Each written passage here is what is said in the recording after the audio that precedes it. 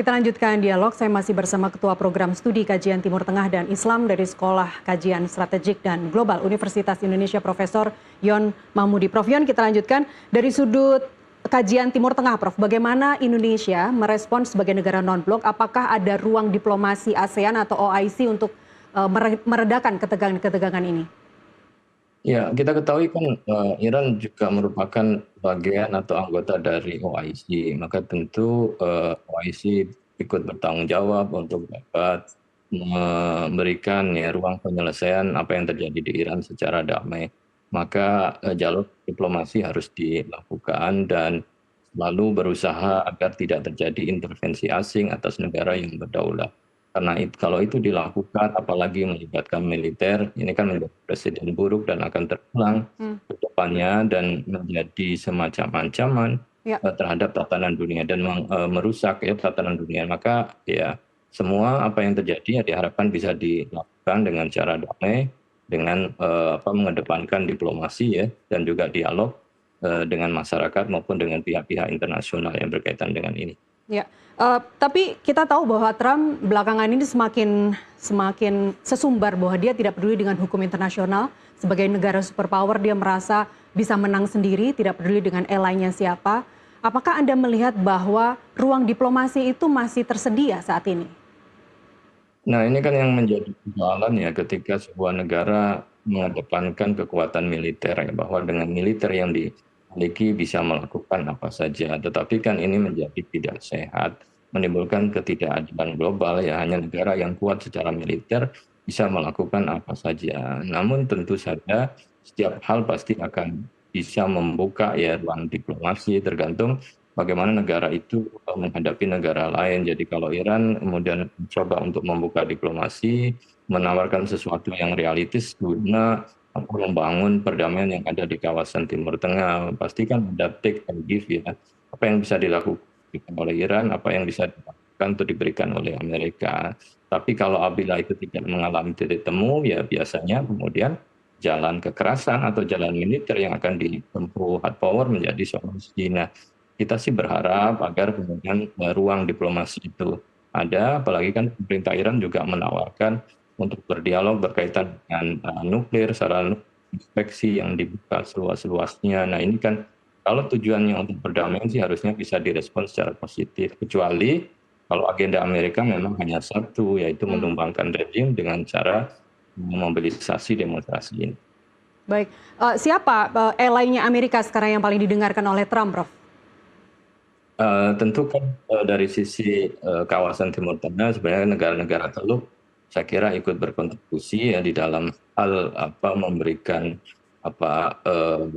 dukungan untuk menciptakan perdamaian. Karena biar bagaimanapun kan di Saudi, Qatar, Emirat itu kan juga sudah berinvestasi besar ya, termasuk juga menjanjikan investasi besar kepada Trump yang nilainya itu fantastis. Nah kalau kemudian tukar menukar kaitannya dengan nilai ekonomi yang bisa diberikan negara-negara Timur Tengah, kemudian setelah itu menjamin bahwa kekerasan ataupun serangan militer di salah satu negara di Timur Tengah bukan menjadi solusi, bahkan bisa menghancurkan ekonomi negara-negara lain, harusnya kemudian Trump juga mendengar, karena biar bagaimanapun Trump dan Amerika kan juga punya bisnis besar ya di Timur Tengah. Kalau ini dilakukan, maka akan terancam bisnis itu. Nah ini saya kira bisa menjadi pintu masuk untuk negosiasi. Secara keseluruhan untuk terkait dampak dari eskalasi demonstrasi di Iran ini memengaruhi terhadap stabilitas di Timur Tengah, termasuk hubungan Iran sebenarnya dengan Saudi Arabia, tetangganya, dan juga Israel sampai saat ini seperti apa, Prof?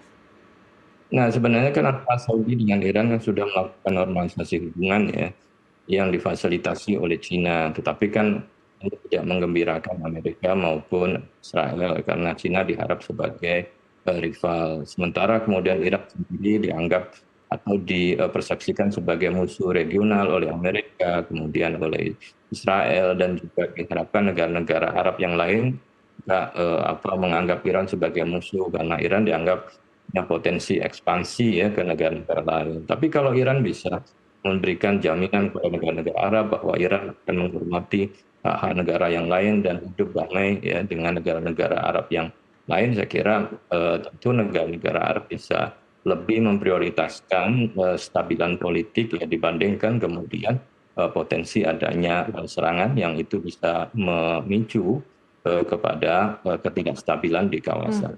Baik, kita bicara ke dampak eskalasi di Iran ini terhadap Indonesia. Saya ingin bicara terkait ekonominya. Tadi ada di awal mengatakan bahwa volume perdagangan Indonesia dan Iran tidak terlalu besar, tapi kita juga ada jalur ekspor dan impor juga energi Iran ke Indonesia. Apakah ini, bagaimana Anda melihat dalam 1 bulan ke depan jika eskalasi ini masih terus meluas? Nah, itu kan karena Iran bukan satu-satunya sumber ya bagi Indonesia, tentu apabila hanya terjadi beberapa bulan dan tidak meluas ya eksesnya, Indonesia akan lebih banyak tidak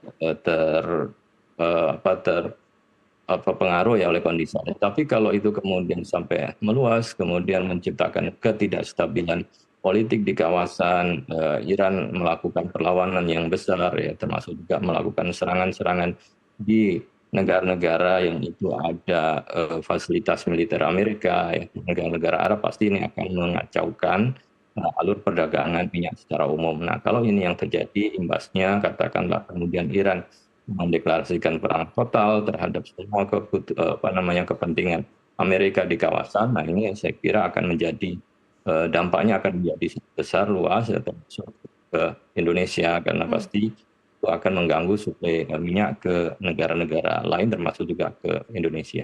Iya, kalau bicara ke belakang misalnya Juni 2025, Prof, ketika Amerika Serikat mengirim rudal kepada Iran, sehari setelahnya dibalas oleh rudal balasan oleh Iran. Artinya Iran ini tidak diam saja, dia tidak Trump sebagai motivated offender, kemudian Iran tidak diam saja menerima nasib begitu. Anda tidak melihat bahwa Iran nanti akan melakukan hal yang sama, akan menyerang rudal juga?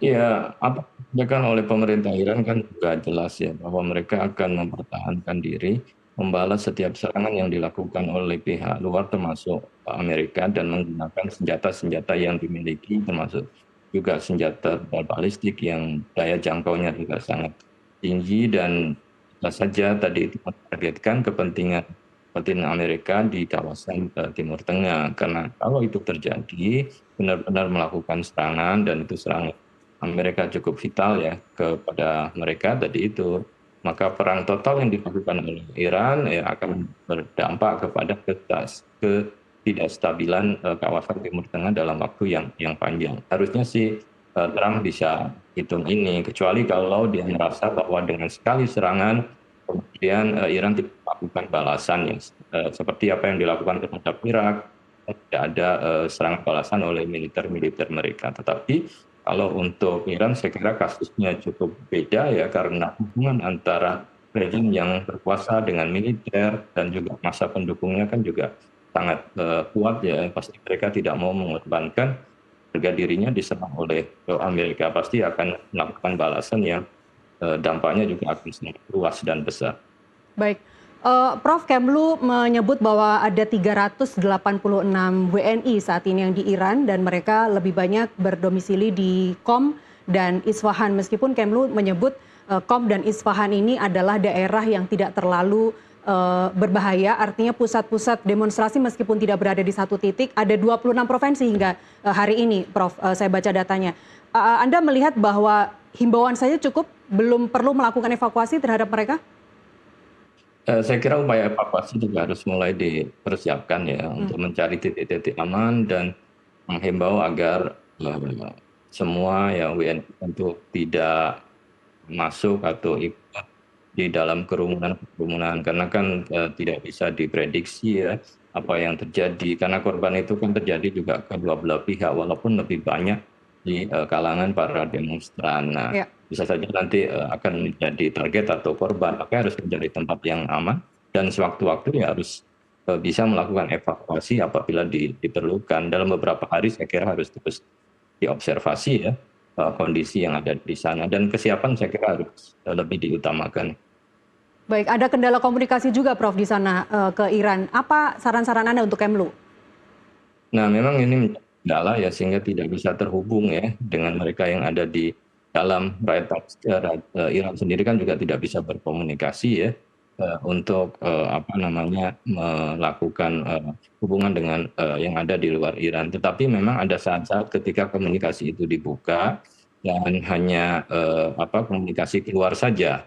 Nah itu kan harus bisa dimanfaatkan sebaik-baiknya ya, untuk bisa mengidentifikasi keberadaan dan mencoba untuk secara apa konvensional bisa apa berkumpul pada titik-titik tertentu sehingga ketika kondisinya memang darurat mereka bisa dievakuasi karena masalah komunikasi menjadi sesuatu yang vital dan sekarang ini kan dimatikan ya maka tentu komunikasi di antara mereka ya secara langsung menjadi penting untuk nanti dihubungkan ke pemerintah Indonesia. Ya, artinya skenario evakuasi itu harus sudah disiapkan dari sekarang, menjaga-jaga jika eskalasi lebih meluas. Ya, saya kira begitu. Harus mulai disiapkan skenario-nya, tahapan, titik-titiknya begitu terjadi apa ledakan yang tidak diinginkan dan fasilitas atau komunikasi dibuka secara sementara, maka itu bisa digunakan untuk koordinasi apa melakukan evakuasi ya guna menyelamatkan rakyat Indonesia yang ada di sana. Baik, terakhir Prof Yon saya ingin dipastikan lagi Prof terkait dampak ekonomi yang konkret bagi Indonesia. Apakah bagaimana Anda melihat proyeksi ke depan terkait kenaikan harga minyak, pelemahan rupiah dan juga gangguan impor energi dari Indonesia? Ya tentu kan kalau serangan itu. Prof Yon, audionya tidak terdengar Prof?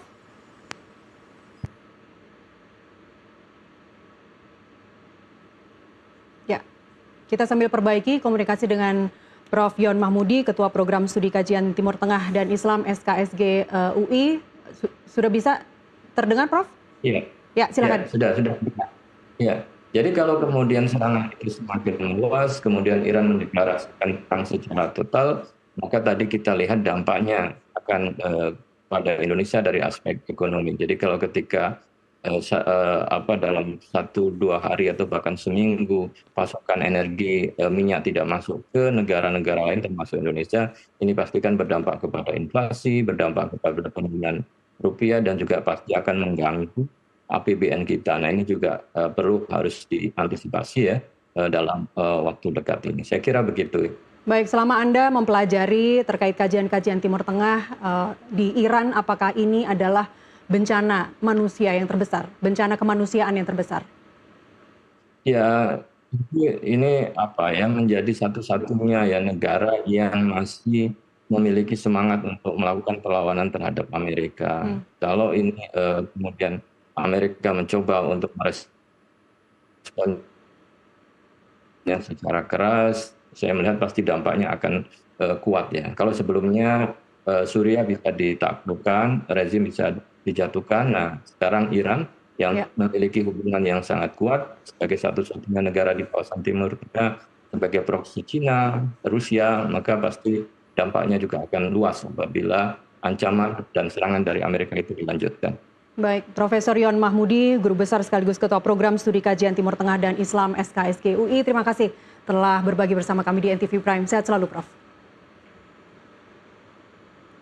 Pemirsa, saat fajar menyingsing di Teheran dan matahari terbenam di Washington, pertanyaan besarnya tetap sama. Kapan perdamaian menjadi prioritas utama?